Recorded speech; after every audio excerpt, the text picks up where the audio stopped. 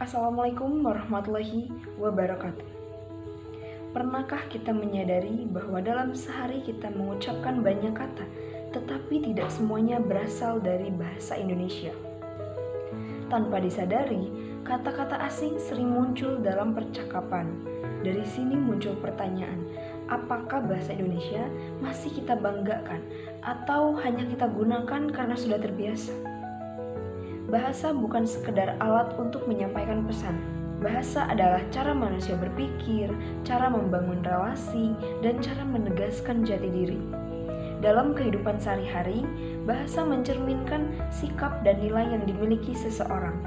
Oleh karena itu, ketika membicarakan bahasa Indonesia, yang sedang dibahas bukan hanya soal kata dan kalimat, tetapi juga tentang identitas dan kesadaran kebangsaan. Tidak dapat dipungkiri bahwa saat ini bahasa asing semakin sering digunakan dalam berbagai konteks, baik di media sosial, dunia pendidikan, maupun pergaulan sehari-hari.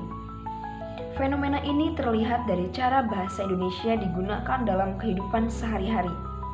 Banyak ungkapan bahasa asing yang disisipkan dalam percakapan, bahkan ketika tersedia padanan kata dalam bahasa Indonesia.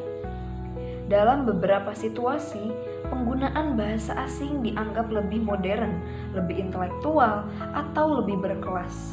Sementara itu, bahasa Indonesia seringkali diposisikan sebagai bahasa formal yang hanya digunakan dalam konteks tertentu seperti ujian, surat resmi, atau kegiatan akademik.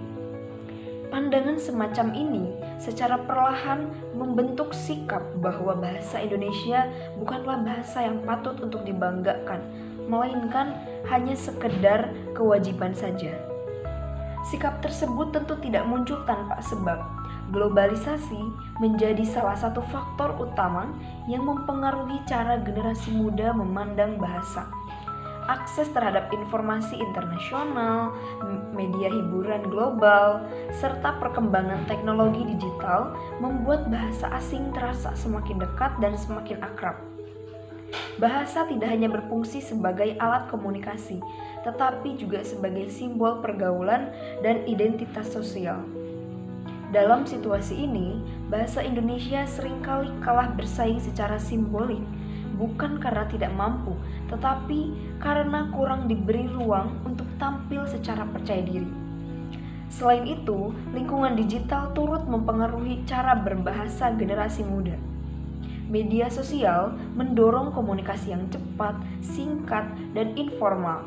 Kaidah kebahasaan seringkali dianggap tidak penting, bahkan dianggap menghambat keluasan berekspresi. Akibatnya, penggunaan bahasa Indonesia yang baik dan benar dipandang sebagai sesuatu yang kaku dan tidak relevan.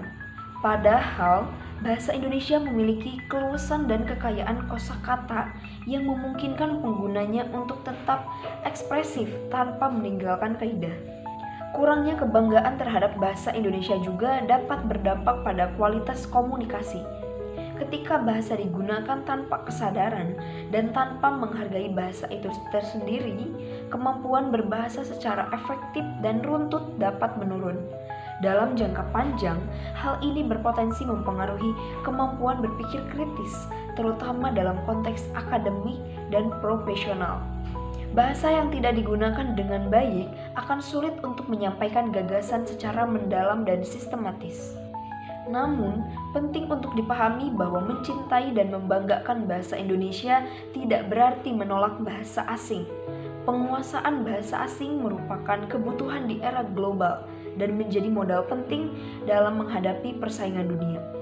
Yang menjadi persoalan bukanlah penggunaan bahasa asing itu tersendiri, melainkan sikap yang menempatkan bahasa Indonesia sebagai bahasa yang kurang bernilai. Idealnya, penguasaan bahasa asing berjalan seiring dengan kebanggaan terhadap bahasa nasional. Bahasa Indonesia sejatinya memiliki potensi besar untuk berkembang dan beradaptasi dengan perubahan zaman. Munculnya istilah-istilah baru dalam bidang ilmu pengetahuan, teknologi, maupun budaya menunjukkan bahwa Indonesia mampu mengikuti perkembangan zaman. Dengan sikap yang tepat, bahasa Indonesia dapat tampil sebagai bahasa yang modern, ilmiah, dan bermartabat tanpa kehilangan jati dirinya sebagai bahasa persatuan. Sikap terhadap bahasa Indonesia juga berkaitan erat dengan sistem pendidikan. Sekolah dan perguruan tinggi memiliki peran strategis dalam membentuk cara pandang generasi muda terhadap bahasa. Namun dalam praktiknya, pembelajaran bahasa Indonesia seringkali dipandang sebagai mata pelajaran yang membosankan, penuh aturan, dan menekankan kesalahan. Akibatnya, bahasa tidak dipahami sebagai ruang kreativitas, melainkan sekedar kewajiban akademik saja. Jika kondisi ini terus dibiarkan, bahasa Indonesia akan semakin dijauhkan dari kehidupan nyata peserta didik. Padahal bahasa seharusnya hidup dan tumbuh bersama penggunanya. Di sisi lain, dunia sastra dan budaya juga berperan besar dalam membangun kebanggaan berbahasa. Karya sastra Indonesia, baik dalam bentuk puisi, cerpen, novel, maupun esai, menunjukkan betapa kaya dan indahnya bahasa Indonesia. Melalui sastra, bahasa menjadi media untuk menyampaikan perasaan, pemikiran, dan refleksi kehidupan. Sayangnya, minat membaca karya sastra di Indonesia pada kalangan generasi muda masih relatif rendah. Banyak yang lebih tertarik pada karya berbahasa asing, seolah nilai estetika dalam kedalaman makna hanya dapat ditemukan di luar bahasa sendiri. Selain sastra, peran media massa dan konten digital juga tidak dapat diabaikan.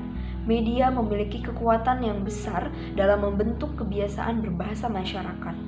Ketika media menggunakan bahasa Indonesia secara sembarang atau mencampur adukan tanpa alasan yang jelas, hal tersebut secara tidak langsung membenarkan sikap abai terhadap bahasa. Sebaliknya, jika penggunaan bahasa Indonesia yang komunikatif, kreatif, dan relevan akan memperkuat citra bahasa ini sebagai bahasa yang hidup dan layak dibanggakan. Bahasa Indonesia juga memiliki peran penting sebagai pemersatu bangsa. Di tengah keberagaman bahasa daerah, bahasa Indonesia menjadi jembatan komunikasi yang memungkinkan terjalinnya interaksi antar suku dan antar daerah. Meremehkan bahasa Indonesia berarti meremehkan alat pemersatu bangsa itu tersendiri. Kesadaran inilah yang seharusnya menumbuhkan rasa tanggung jawab kolektif terhadap bahasa nasional.